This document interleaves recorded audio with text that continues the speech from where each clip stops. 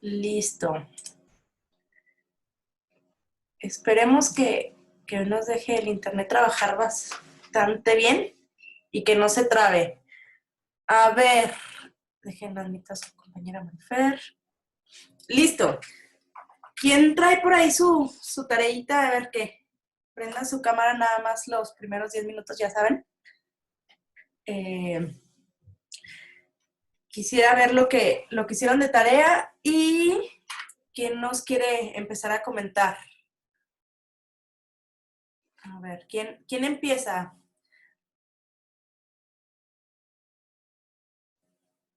Si no, a ver, Jennifer, tú que me apareces aquí en, en la primera. A ver, si quieres, coméntanos de los dioses griegos, ¿cuál fue el que elegiste y por qué? Eh, yo elegí a Atenea, que es la diosa de la sabiduría. Y pues según lo que yo leí, ella compartía consejos y aparte compartía los consejos a su padre. Y pues yo creo que me gusta compartir lo que yo pienso y también pues si se trata de ayudar a alguien más con mis consejos, pues igual los comparto y por eso pues yo elegí a ella. Súper. Me gusta mucho esa diosa. Tiene una buena mitología. Se dice que nació de la cabeza de Zeus, y que de repente a Zeus le dolía la cabeza y de repente salió así Atenea, pero ya como toda una diosa formada y con armas y todo. Y de hecho es una de las más importantes ahí del panteón griego. Muchas gracias, Jennifer. A ver, Mauricio, que te tengo aquí al lado. Misma pregunta, ¿cuál dios griego elegiste y por qué? Yo, bueno, me fui por Dionisio, ya que pues se me hace bueno, para lo que he leído de él, pues es una persona creativa, entusiasta. De alguna manera, lo que más me gusta de él es que él está en su rollo, o sea, él siempre se puede decir que es un poco narcisista, pero pues a fin de cuentas, pues es disperso, mira, aquí no lo tengo. Es espontáneo y además creativo, además de que es inquieto. Entonces, yo muchas veces soy muy inquieto, pues sí. Entonces, a pesar de que me gusta en cuanto al tema del vino, pues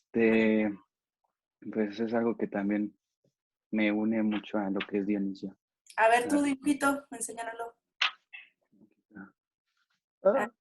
Ay, te quedó bien padre. Súper. Jennifer no lo enseñó a su Atenea. Muchas gracias, Mauricio. A ver, acá, ¿quién más? Francisco. Si estás por ahí. Es que no. Está muy lento el internet. Bueno, yo escogí a Dios Marte. Bueno, aquí, yo encontré, me llamó la atención porque dice que era el dios el patrón en los pueblos itálicos, que eran tanto guerreros como agricultores. Bueno, eso se reflejaba en su naturaleza bilavante. Mira, aquí está mi dibujo. A ver. ¿Sabes qué? Es que hay una equivalencia ahí con los dioses romanos. O sea, cuando los romanos absorben a los griegos, van a absorber también a sus dioses, ¿no? Y a toda su religión. Entonces ahí hay equivalencias. Por ejemplo, el dios Marte es el dios Ares en la mitología griega. Entonces eso pues ya veremos cuando lleguemos a Roma qué equivalencias hay entre los dioses griegos con los dioses romanos. O sea, como que son los mismos, solo les cambiaron el nombre. Okay. Pero bien, Ares también es otro hijo de Zeus, de sus 1000 hijos que tuvo por ahí. Muchas gracias, Francisco. A ver, una mujer. Diana, ¿andas por ahí? Sí, aquí estoy. ¿Tienes? Bueno, yo elegí a Hestia, que es la diosa de la familia y el hogar. Y me llamó la atención porque, pues no sé, como que la mayoría de las diosas o dioses, como que pues tenían relaciones con sus papás, su hermano, su primo, su todo, y ella no. De hecho, Apolo y Poseidón, creo que era su tío y su hermano, algo así, pues como que la estaban ligando y ella no quiso. Y pues su hermano Zeus le dijo como de, bueno, no te preocupes, te doy el don de, pues de la familia y así. Y de hecho ella juró quedarse como virgen toda la eternidad. Y no sé, me gustó. Súper, sí, de hecho, bueno, ella junto con Atenea y con Artemisa son las tres diosas, así que representan la virginidad, porque no tuvieron como encuentro con ningún hombre. Entonces se cuenta que hasta se peleaban ahí con Afrodita, que Afrodita por el contrario es la diosa de la fertilidad, y pues tenían ahí pique entre estas tres, que eran vírgenes, y con Afrodita, que pues representaba todo lo contrario. Muchas gracias, Diana. A ver, ¿quién más por acá? Marifer, ya te pregunté, no. Marifer. Yo hice Artemisa. Ah, Y súper. bueno, dice que es la diosa de la casa, los animales salvajes, los nacimientos, la virginidad y las doncellas. Y aliviaba las enfermedades de las mujeres. Y ya. Súper, sí, es de mis preferidas también. Como que representa como mucho poder femenino al ser una diosa guerrera y pues también al pertenecer a esta liga de las diosas que no quisieron pues estar con otro dios o algo así. Entonces, muy bien, muchas gracias, Marifer. A ver, un nombre por acá. A ver, Ociel, que tengo por acá en la pantalla. Eh, pues yo hice de Ares, que era el hijo de Zeus y Hera, y pues me identifico con él porque pues era el dios de la guerra, y en lo personal me gusta mucho la guerra, no tanto por la violencia, sino por el significado más profundo de que es como un juego de ajedrez, mucha estrategia, el análisis pues de cada escenario que se pueda hacer, y pues cómo ganar o en dado caso perder menos que el enemigo. Wow, Pues eso. qué profundo. Sí, justo. Muy bien, muchas gracias. Y por último, a ver, ¿quién nos falta aquí? Todavía falta Carlos y Alberto y Vangeli. A ver, Carlos, ¿estás por aquí? Creo que no. O a ver, Vangeli o Alberto, alguno de los dos.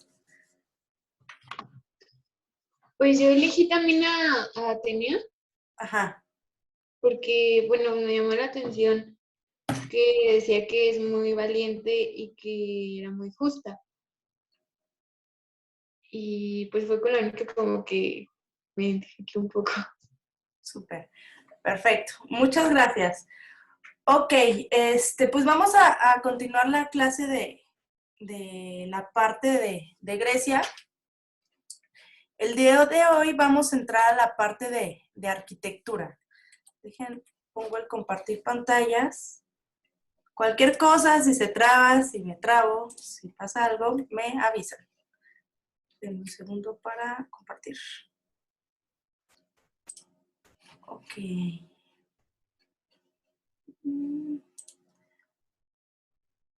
Compartir pantalla.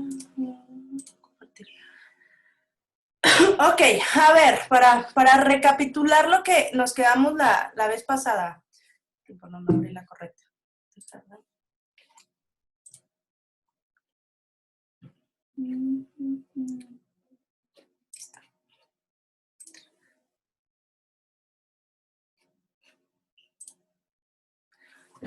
Ok.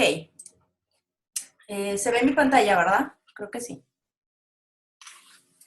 A ver, alguien que prenda su micrófono y me diga, la clase pasada vimos como 3 características generales que iban a representar tanto a la arquitectura como a las bellas artes, entiéndase como escultura y pintura.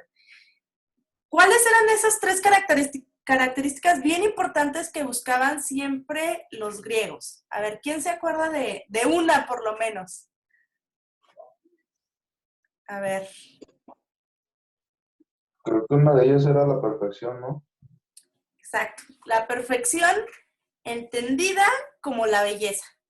Pues ellos siempre estaban buscando a partir de la proporción, la simetría, el orden, conseguir con estas cualidades tener un objeto bello.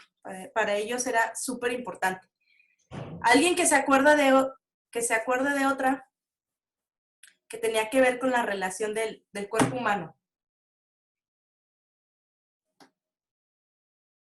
Bueno, se la recuerdo. El antropocentrismo. Recuerden que ellos medían tanto a sus dioses como a sus edificios, como a todo su entorno, a partir de una medida humana, de una escala humana. Tanto así que usaban pues, las diferentes partes del cuerpo como unidades de medida, entonces eran antropocentristas. Y por último buscaban la calidad técnica, que era esto, que tenían que hacer las cosas bien. Si iban a realizar algo, tenía que estar perfectamente bien realizado físicamente y pues, para poder realizarlo bien físicamente tienes que dominar ciertas técnicas. Por ejemplo, en sus esculturas, el tallado de una escultura de un bloque de mármol pues exige como mucho aprendizaje de mil y un cosas, desde conocer el material, las herramientas, la anatomía del cuerpo humano, etc.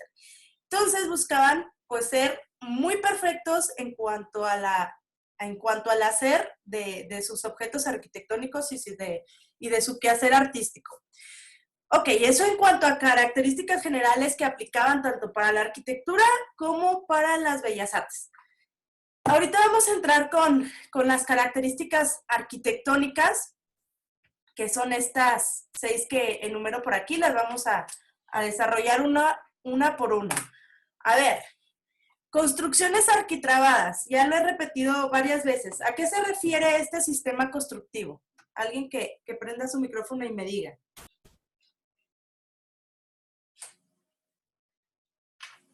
¿No? Ok. ¿Cuál era la pregunta, perdón? ¿A qué se refiere este sistema constructivo de construcciones arquitrabadas? ¿Dónde lo habíamos visto antes? A ver si se acuerdan. Los Egipto. menires y los dólmenes. Exacto, tanto en Egipto como en los dólmenes. Exacto. La construcción arquitrabada, como habíamos visto, tiene su precedente justo en los dólmenes. ¿Por qué? Porque estás formando un marco que va a tener una losa, una trave o un entablamento en la parte de arriba, que es la que va a generar pues la parte del marco para poder tener una losa plana. Se le conoce como construcción arquitrabada y aquí en Grecia va a ser el sistema constructivo por excelencia.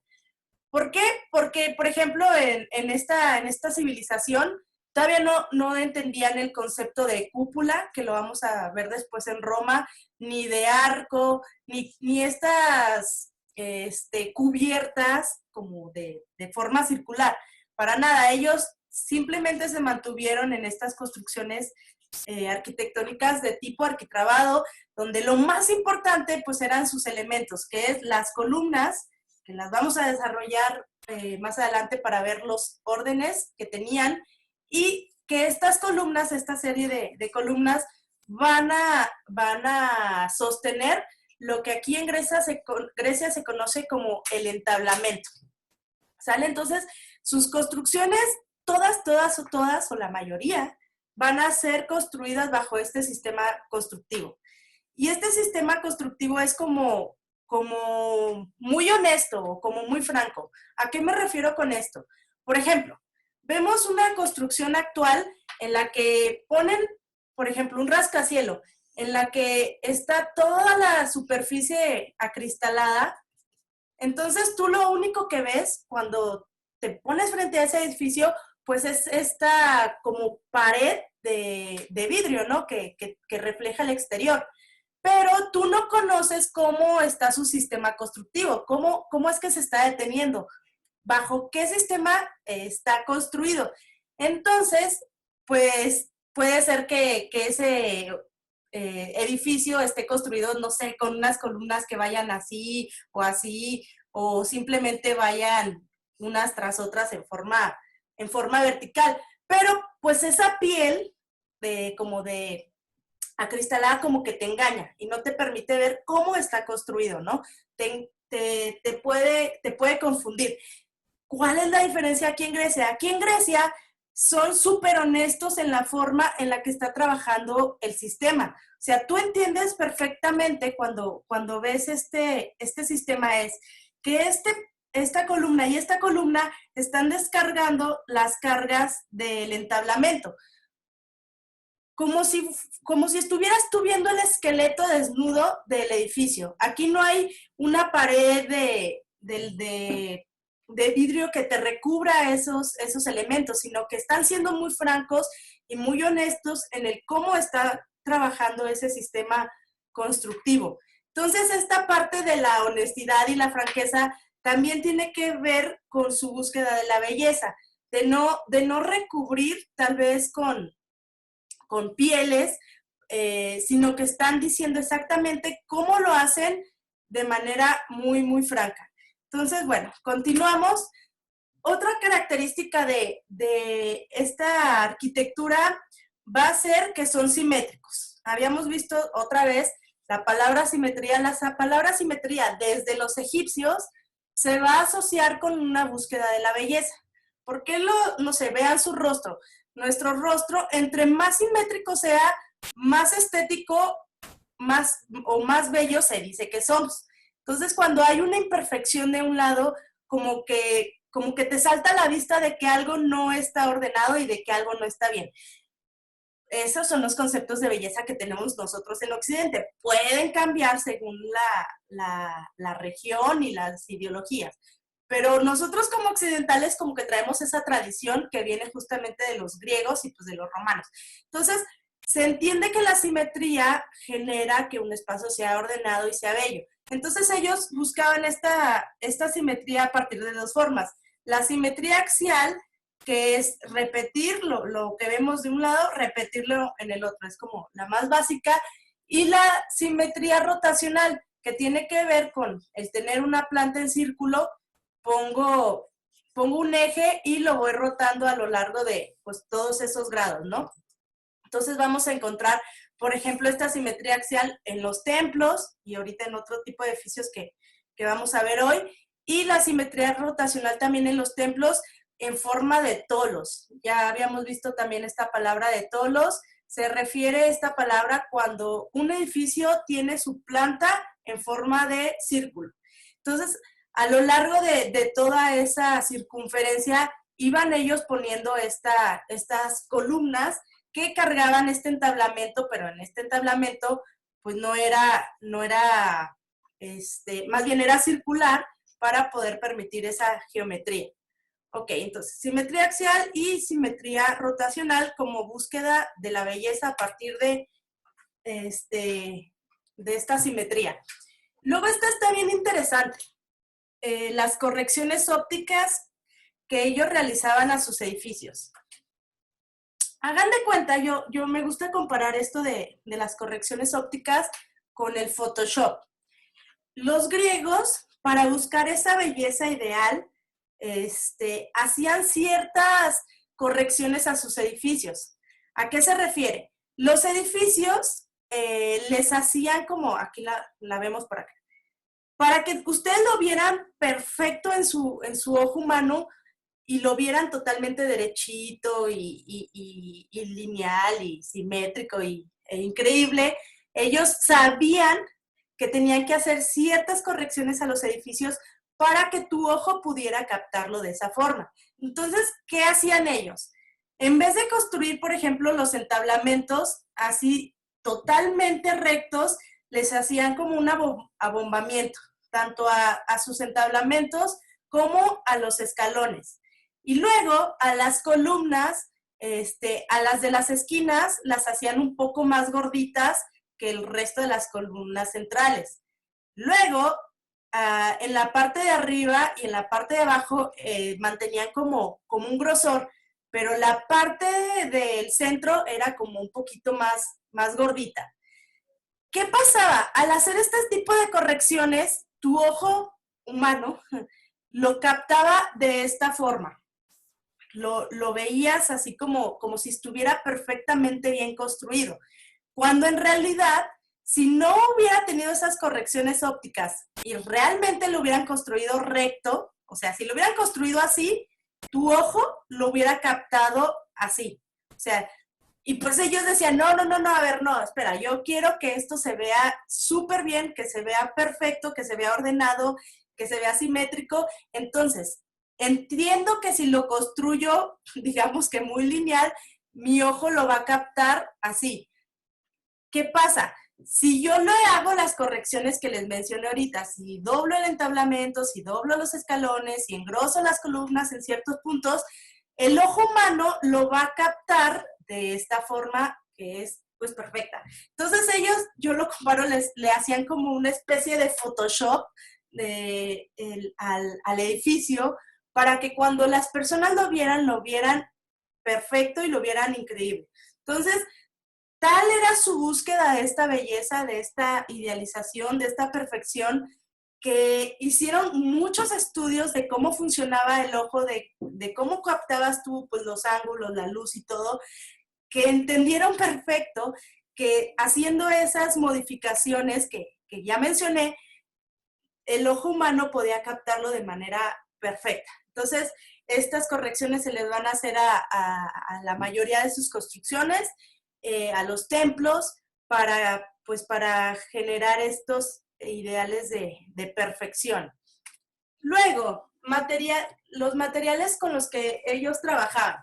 Normalmente trabajaban con materiales duraderos. Entiéndase como el mármol y la piedra.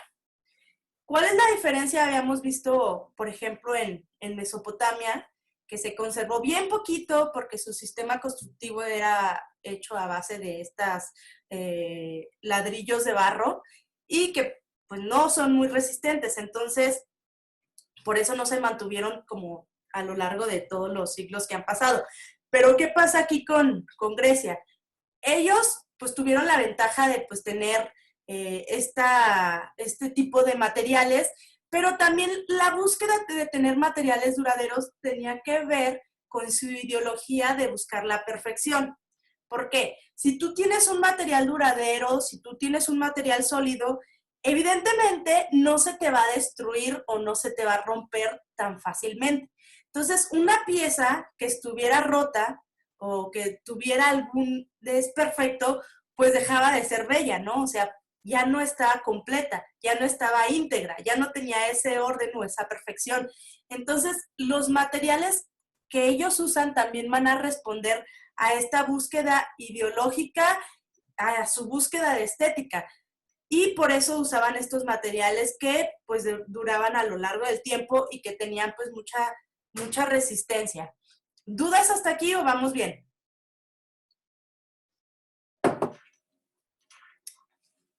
Todo bien. Bien. Ok. Luego, otra característica que vemos, que también ya lo hemos tocado ahí con los mesopotámicos y con los egipcios, es que la arquitectura se vuelve el soporte de la escultura. Lo habíamos visto en Egipto y en Mesopotamia, pero aquí en Grecia va a tener como todo un boom. El hecho de usar la escultura como parte de la decoración o del ornamento de la arquitectura. Y cómo estas esculturas van a representar también a qué etapa de la civilización griega se refiere.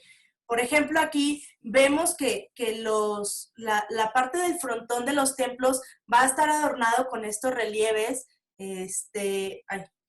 con estos altorrelieves que se realizaban y también la parte de aquí de las métopas de los entablamentos.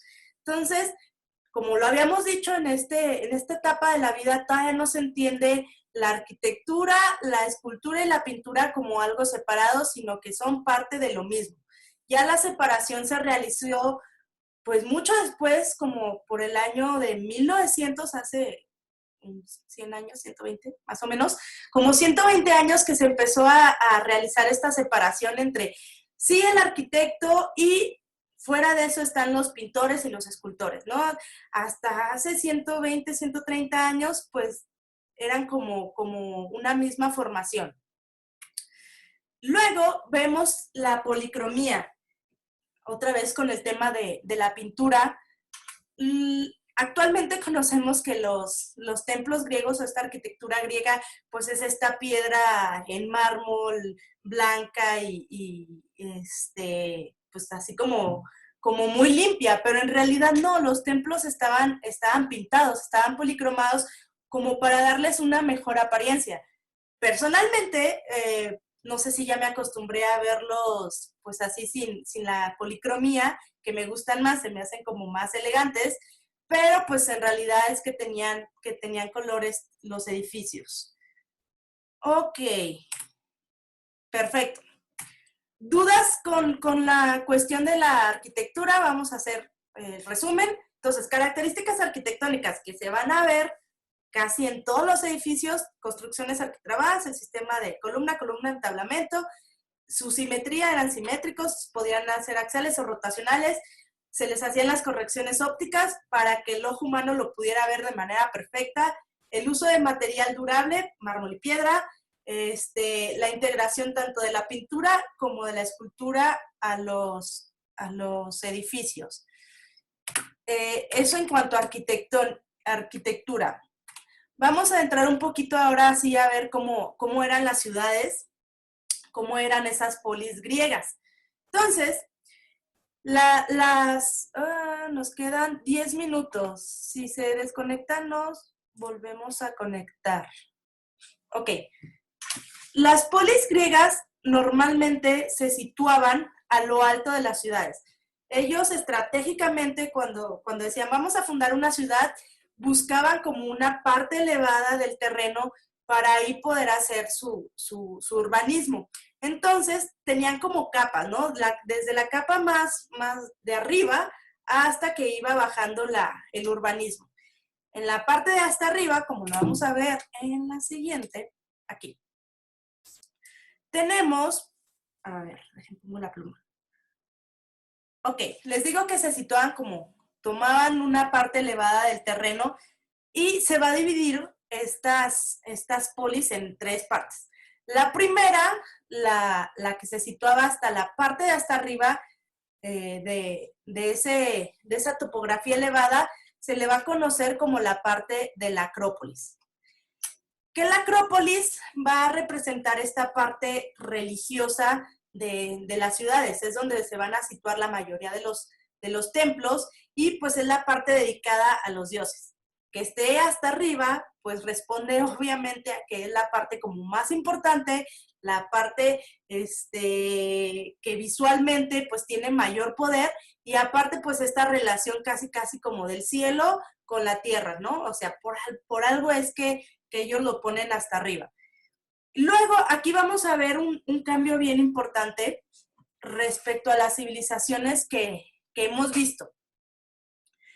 Tenemos la parte que es como esta parte central, conocida como el Asti. ¿Por qué les digo que esta parte es bien importante y es algo nuevo de aquí de los griegos? Habíamos visto tanto en Mesopotamia como en Egipto que toda la arquitectura, toda la ciudad y todo lo que se realizaba en cuestión de construcción estaba enfocada más hacia lo religioso. Por ejemplo, si construían los sigurats con el templo, pues para los dioses. Y luego toda la parte de los templos o estas pirámides funerarias en Egipto, pues también estaban ligadas con un tema religioso. De modo que la parte como de la ciudad o para la gente quedaba como de lado. Todo era como para los faraones o para los dioses, ¿no?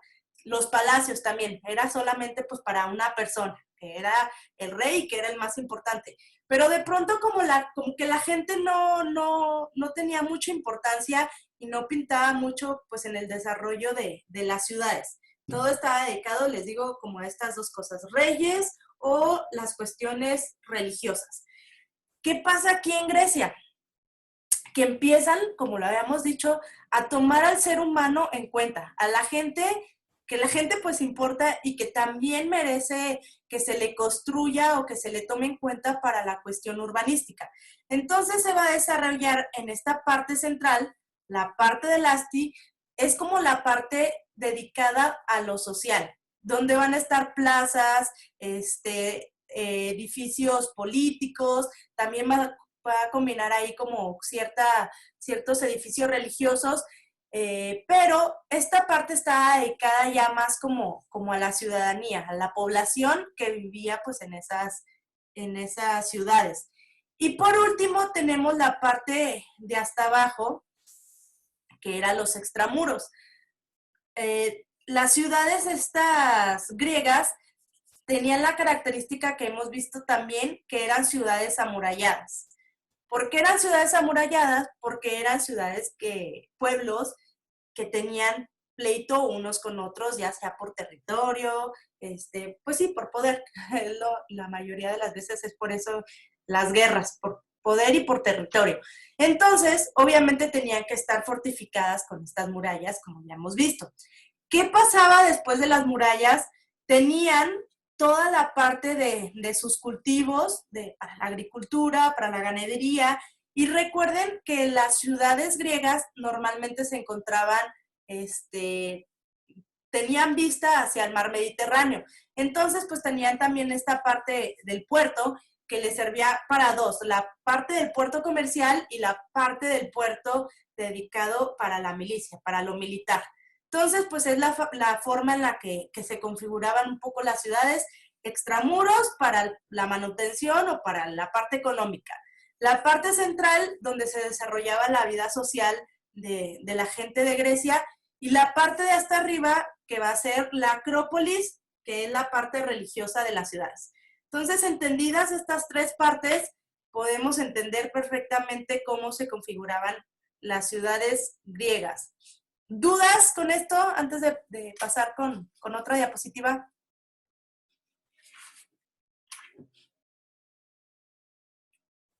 Supongo que no. Entonces continúo. Luego, esta configuración que vimos antes va a ser como un poquito más antigua a la que vamos a ver aquí en estas ciudades de Mileto y de Priene. La configuración que vimos anteriormente correspondía a la ciudad de Atenas, que es como durante el periodo clásico. Durante el periodo helenístico, gracias a la filosofía, que los filósofos empezaron a pensar cómo desarrollar una mejor ciudad, cómo desarrollar un mejor estilo de vida, dijeron, no, pues hay que empezar a ordenar las ciudades de manera reticulada. Entonces va a nacer esta forma de ordenamiento urbanístico que se conoce como hipodámico. Este ordenamiento hipodámico es el que vivimos nosotros día a día. Poner una serie de manzanas en el que tienes pues una traza como muy regular de forma cuadrada, donde tienes ejes en forma de norte a sur y de este a oeste. Y en esas manzanas pues iban a suceder pues las casas, pues, las viviendas, tal cual nosotros lo conocemos ahora. Nuestra traza urbana en Durango nace, o sea, literal a partir de estos primeros trazos hipodámicos de las ciudades de Mileto y de Priene, que son como las más representativas. Y pues esto se va a heredar por parte de los romanos, y los romanos también empiezan a hacer sus trazas urbanísticas a partir de este sistema de trazas norte a sur, este a oeste, en forma de manzanas. Pero esto pues ya corresponde a un periodo posterior al periodo clásico, pero quería que lo vieran para que supieran de dónde nace pues nuestra traza urbana. Ok.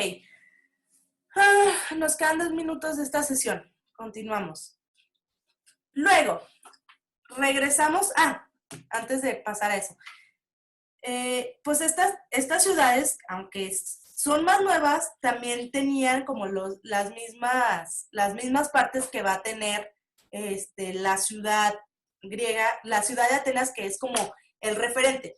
De la ciudad de Atenas tomaron como el modelo y de ahí lo replicaron en estas ciudades posteriores como de Mileto, de Priene, pero pues ya adecuando esta traza urbana en forma rectangular. Entonces, empezamos con... nos queda menos de 1 minuto. La voy a cortar y nos volvemos a conectar para que no se nos acabe así a la mitad.